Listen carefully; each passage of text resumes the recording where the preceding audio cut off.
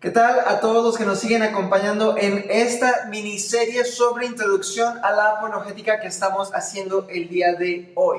Estamos analizando bastantes preguntas acerca de la Biblia, Dios y Jesús, y hablaremos un poco más adelante con un invitado muy especial el día de hoy. Volvemos pronto.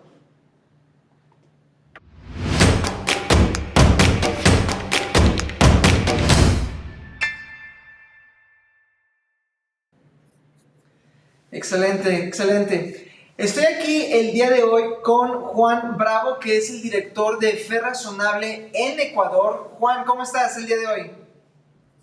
Hola Raúl, ¿cómo estás? Mucho gusto, un placer estar aquí.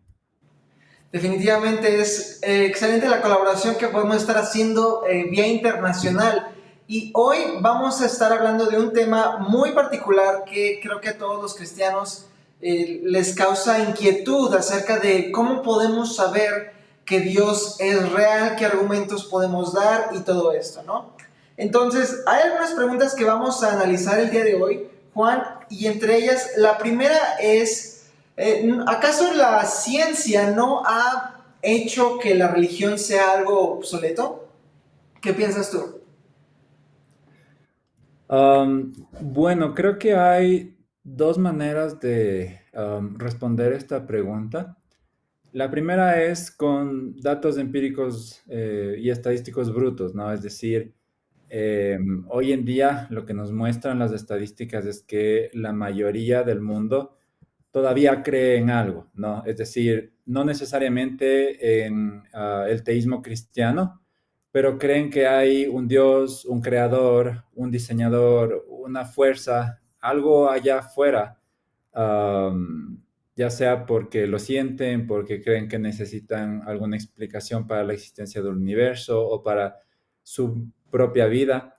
Entonces, las estadísticas nos muestran que la mayoría de la población mundial todavía cree en algo. Entonces, en ese caso yo diría que no, no se ha refutado la religión por ese lado.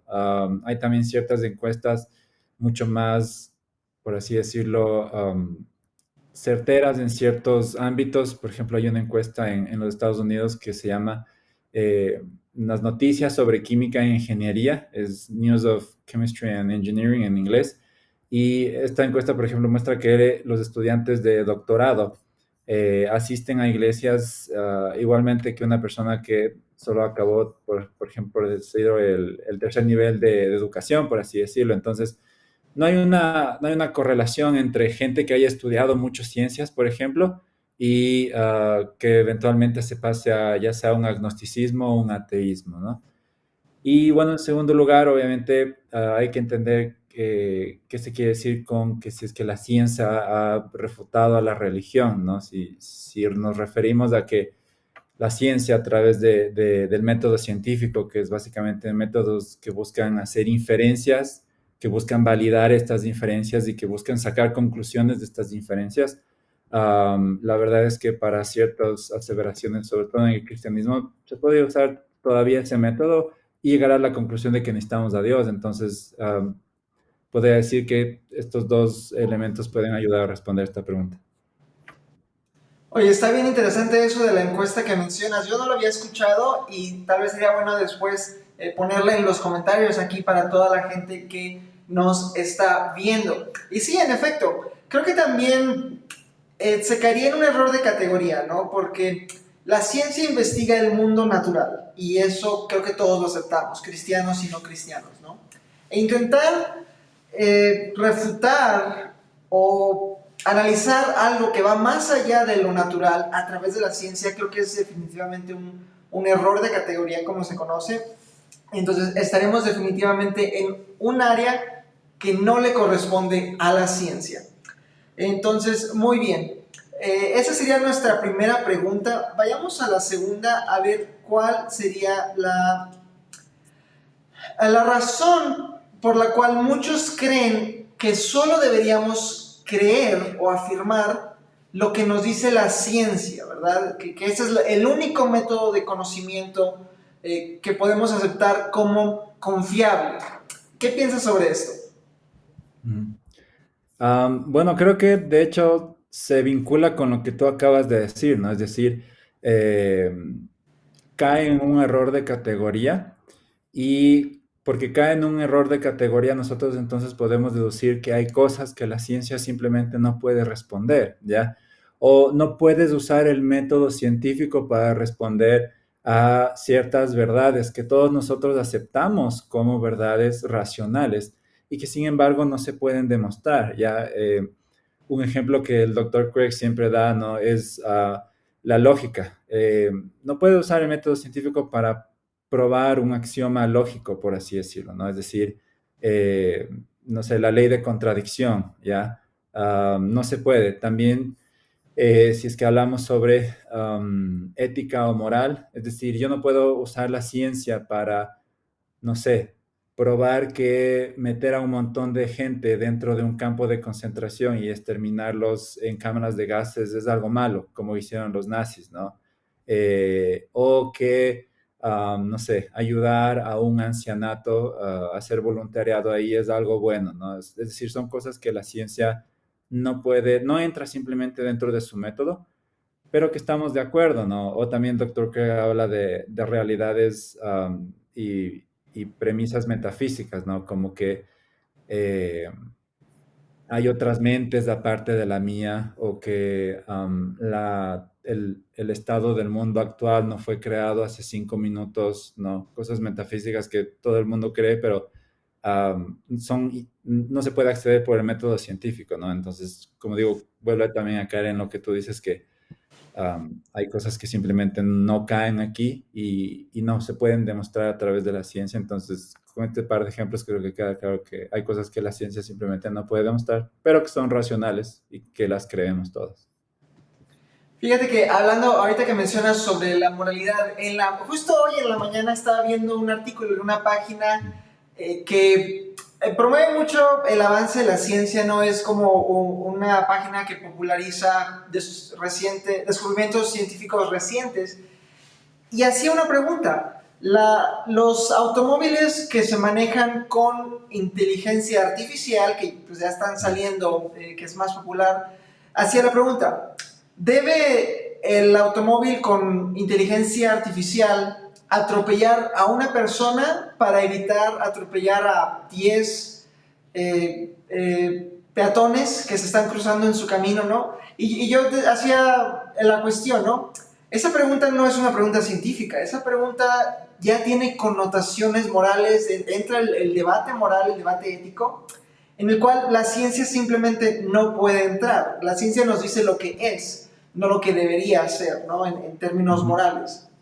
Entonces, definitivamente es algo que no podemos evitar. La siguiente pregunta, entonces, sería aquí, Juan. Sí, bueno, ya hablamos de que la ciencia no es un camino para saber si Dios existe o no existe. Pero, qué razones podemos tener para creer que Dios existe? Bueno, esto, esta pregunta creo que también tiene algunas respuestas, ¿no? Obviamente te vas a encontrar con algunos extremos de, por ejemplo, el fideísmo, ¿no? El fideísmo te va a decir que no puedes saber racionalmente de que Dios existe, ¿no? Algo que creo que no estamos muy de acuerdo. Por otro lado, si es que hablamos en el ámbito cristiano, ¿no? ¿Cómo sabemos que Dios existe? Obviamente hay base bíblica para esto, ¿no? Es el Espíritu Santo el que le revela al cristiano cuando somos convertidos sobre la existencia de Dios y sobre la divinidad de Jesús y sobre la coexistencia de las tres personas en un mismo ser, ¿no? La Trinidad. Entonces, eso para un cristiano.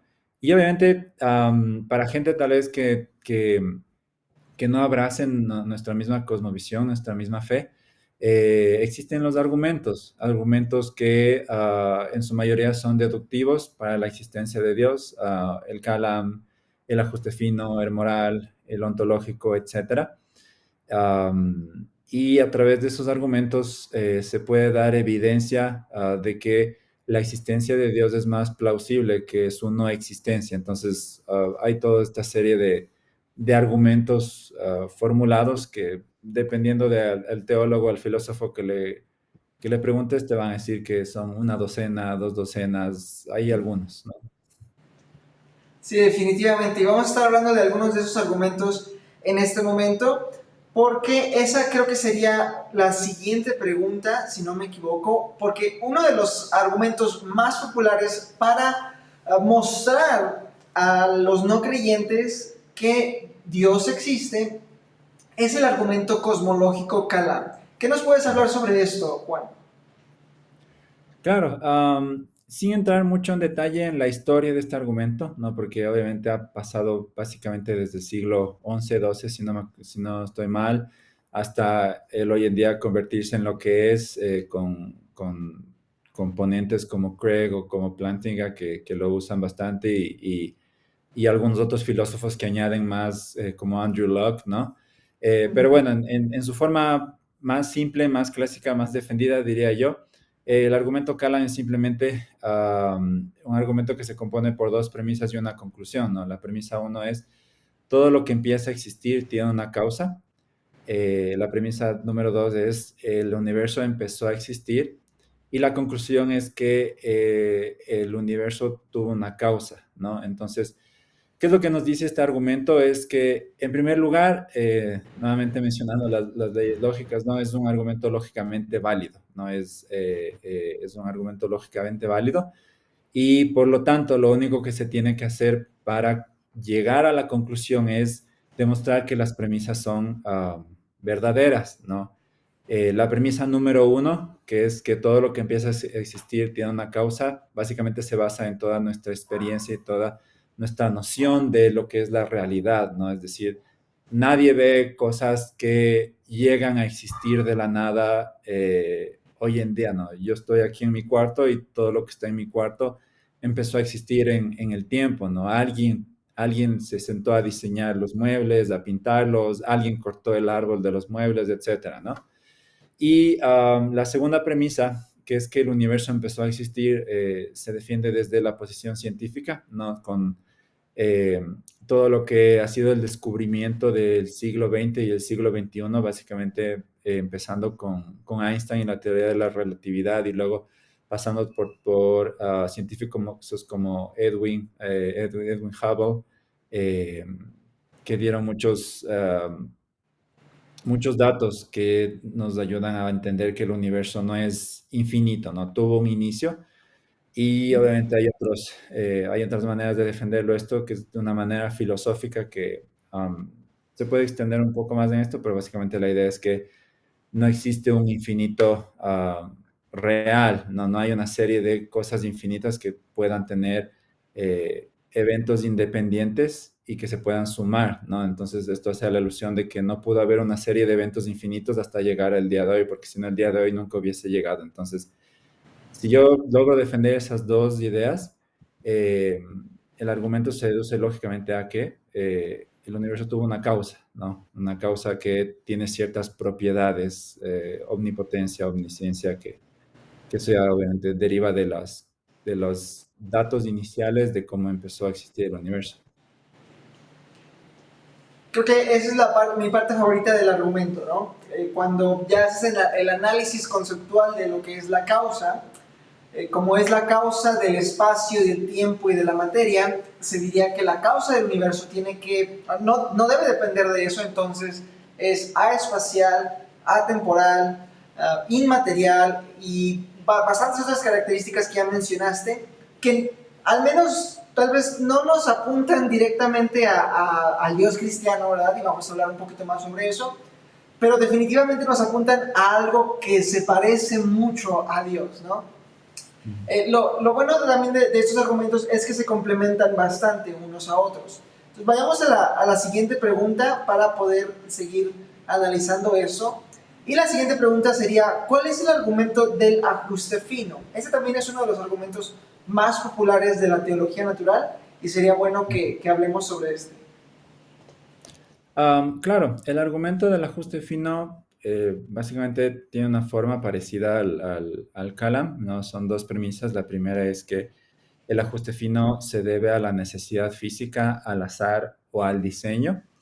La premisa 2 es que no se debe ni a la necesidad física ni al azar, y por lo tanto es que el ajuste fino se debe al diseño, ¿no? Entonces, rápidamente la idea es entender lo que dice la primera premisa, ¿no? En primer lugar, el ajuste fino del universo no puede haberse debido a una necesidad física, es decir, eh, es como decir que el universo básicamente era necesario que esté así o se pudo haber autocreado así, o incluso hay gente que viene con argumentos como que el universo se ajustó él solo y empezó a existir, lo cual es una inconsistencia lógica porque el universo tuvo que haber existido antes de crearse a sí mismo, entonces es un poco complicado eso, De, ¿no? déjate paso ahí tantito, Ujú. Juan, nada más para que nos expliques un poco qué es el ajuste fino, antes de entrar en todas esta explicaciones que se han dado al ajuste fino. Para los que nos están viendo, tal vez escucharon el argumento del ajuste fino, pero ¿qué significa este concepto, primeramente? Ok, claro, el concepto del ajuste fino es esta idea de que bueno, no idea, sino es un hecho realmente, que nuestro universo está gobernado por constantes que hacen que trabaje de la manera en que trabaja, ¿no? Para las personas que nos están escuchando, simplemente pueden ir a buscar constantes del universo y les va a salir una lista de constantes. Y básicamente la idea es que todos estos números, porque al final son números, están tan bien calculados que el cambio más pequeño en ellos produce efectos catastróficos en el universo, ¿no? Les doy un ejemplo. Por ejemplo, la distancia entre las galaxias, ¿no? Hoy en día sabemos que hay miles de galaxias afuera con millones de planetas adentro y Am, y la idea es que estas galaxias están a la distancia que deben estar óptimamente calculadas para que uno no se choquen unas con otras, ¿ya? Y dos, que no estén tan lejanas unas de otras que el efecto gravitacional deje de hacer empuje entre ellas mismas, ¿no? Entonces, y así hay un montón de constantes que están finamente ajustadas, ¿no? Entonces, viene esta idea de que el ajuste fino, de que todo en el universo básicamente está finamente ajustado, pero ¿para qué? Para que exista vida en un planeta insignificante que es el de nosotros, ¿no? El planeta Tierra, que hasta el día de hoy es el único planeta con vida, hablando de vida en forma de especies complicadas, ¿no? No solo de bacterias o de partículas como de Claro. agua. Va. Y que en la segunda premisa de este argumento parece eliminarse las dos opciones naturalistas, que sería la del azar y la de la necesidad física del universo. Ya hablaste un poquito sobre la necesidad física y cómo parece un poco contraintuitivo pensar que el universo era necesario, que las constantes y cantidades físicas eran necesarias, pero ¿por qué el azar no sería una opción viable? Bueno, esto simplemente es por la matemática, ¿ya? Es muy gracioso que este tipo de argumento es muy apoyado por matemáticos porque ellos entienden la complejidad de esto, ¿ya? ¿Y por qué hablo de la matemática? Porque hay gente que dice, no, entonces, como el Big Bang o la gran explosión tuvo esta serie de constantes que se fueron ajustando todas en los primeros minutos, pudo haber sido por azar, es decir, hay una probabilidad de que esto ocurra, ¿no? El problema es que sí, hay esta probabilidad, pero los números de esta probabilidad son absurdamente pequeños, ¿ya? Es decir, incluso para nosotros que somos ingenieros, sé que tú también eres ingeniero, estos números son exorbitantes, es decir, es 1 en 10 a la 60, 1 en 10 a la 70, 1 en 10 a la 80 potencia, ¿no? Entonces es básicamente un 0,80 ceros y un 1, ¿no? Esa es la probabilidad de que este tipo de elementos se den dependiendo de qué tipo de constante hables.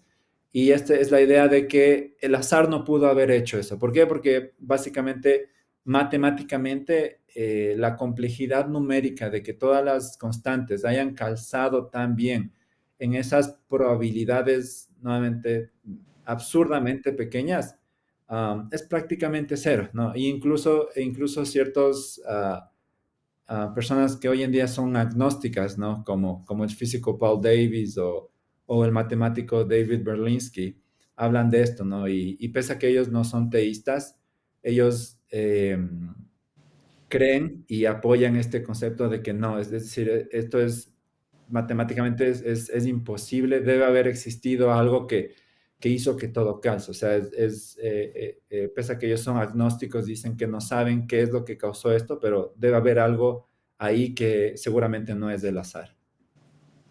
Definitivamente, entonces creo que para poder explicar el ajuste fino, de alguna forma el no creyente, al no poder apelar a una inteligencia superior, a un diseñador, definitivamente tendría que tener bastante fe para hacerlo.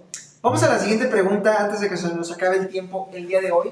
Otro de los argumentos más populares y personalmente el que yo uso más en una conversación cotidiana sería el argumento moral. Y creo que este es el que más reacciones tiene de parte de nuestros amigos y familiares ateos. ¿Qué nos puedes decir respecto a este argumento?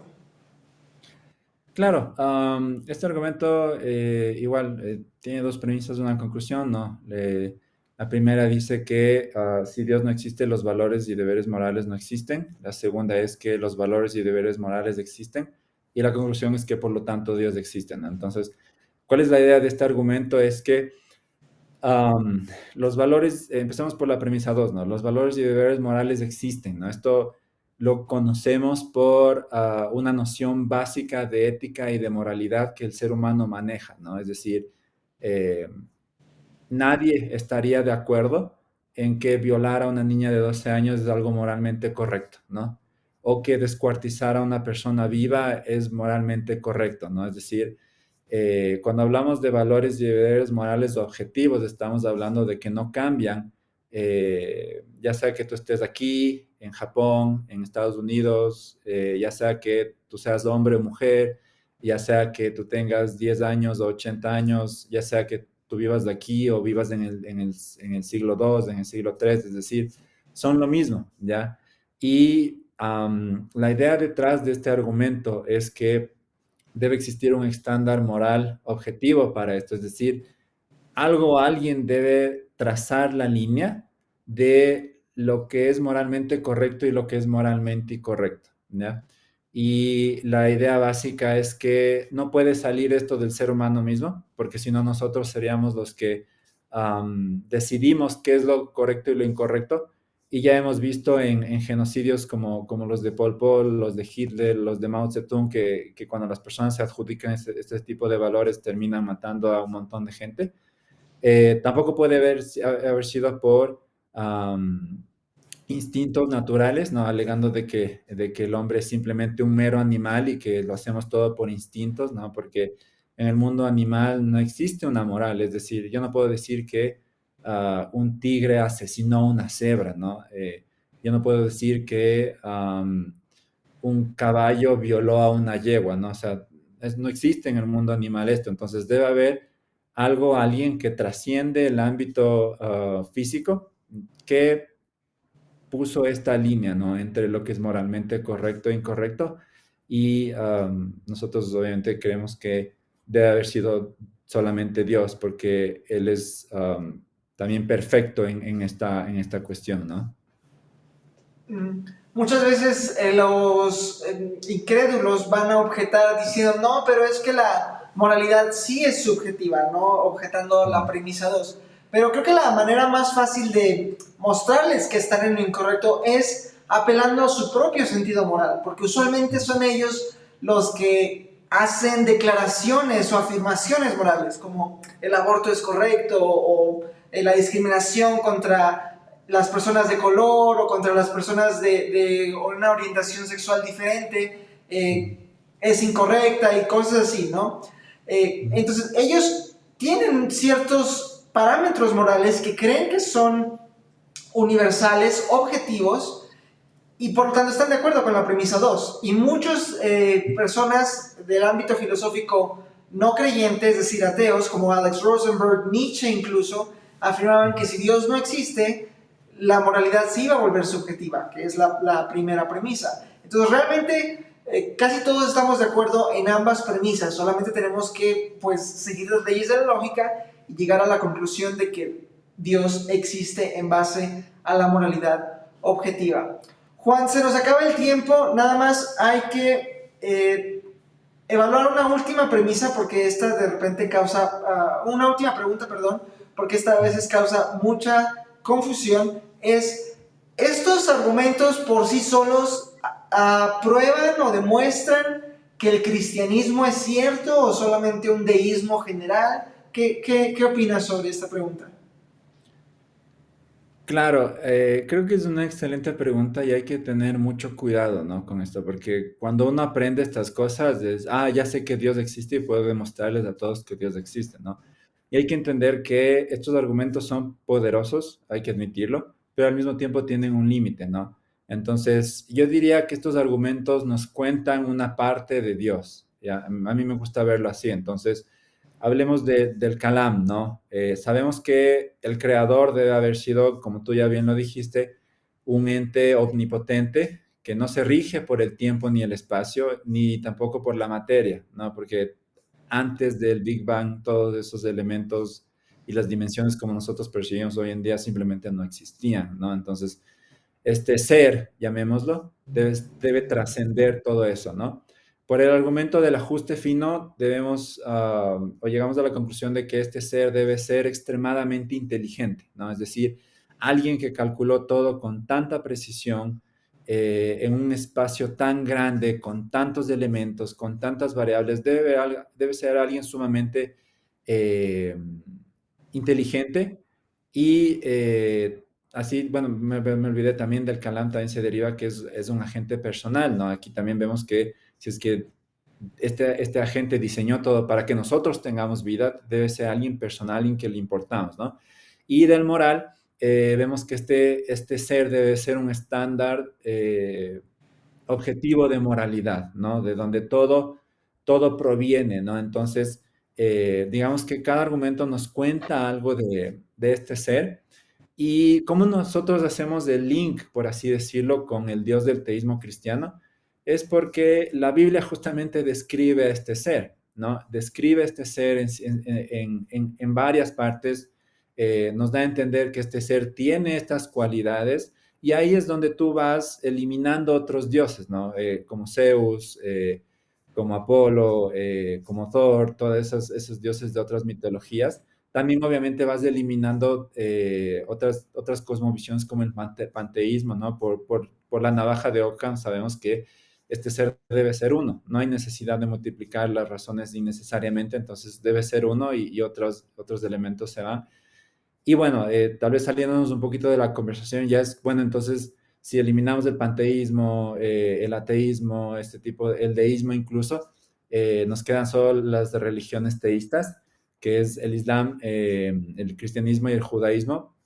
Y aquí, por así decirlo, la cereza del pastel es la evidencia histórica de Jesús, ¿no? De que Jesús realmente vino como Dios, murió en una cruz y resucitó, probando que Él era el Dios que decía ser. Entonces, a mí me gusta hacer todo ese nexo de, ok, todos estos argumentos nos cuentan algo de Dios, ¿ya? Pero en conjunto, digamos que logran soportar el teísmo cristiano con, obviamente, el evento más importante que tenemos los cristianismos, que es la vida, muerte y resurrección de Jesús.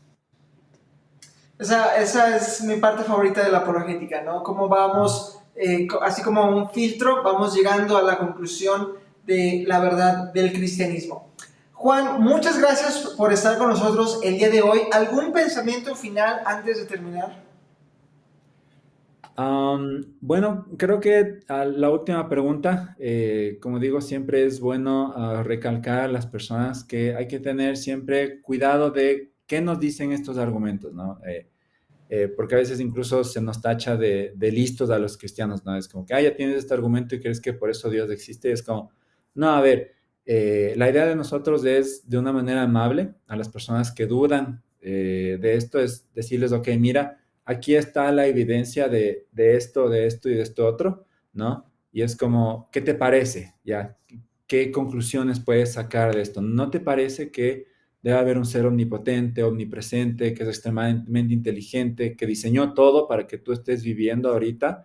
¿Ya? Entonces, creo que siempre es bueno recordar que estos argumentos van sumando para llegar a una conclusión, ¿no? Y eso es lo bonito, como tú mismo dices, de la apologética, ¿no? Que se va construyendo los argumentos a favor del caso del cristianismo. Muchas gracias, Juan, por esos últimos comentarios. En efecto, creo que una de las maneras en las que podemos pensar sobre la apologética es la que nos dice Greg Koukl. Y a mí me gusta mucho esta analogía que él hace, que es poner una piedrita en el zapato de alguien. Tú sabes que cuando tenemos una piedra en el zapato es incómodo y cada vez que vamos dando pasos está ahí la piedrita incomodándonos y generándonos dudas y cuestiones, ¿no? Y esa es la idea. Crear en las personas un sentido de interés, un sentido de cuestiones. Bueno, si yo realmente creo esto, ¿qué implicaciones tiene? ¿Tiene implicaciones con respecto a la existencia de Dios o no? Estamos ya terminando en esta serie especial sobre la existencia de Dios y sobre cómo podemos saber si Dios es real. Te invitamos a que te quedes a seguir viendo los otros videos de esta serie porque sabemos que tienen bastante material que será útil para ti. Muchas gracias por estar con nosotros el día de hoy.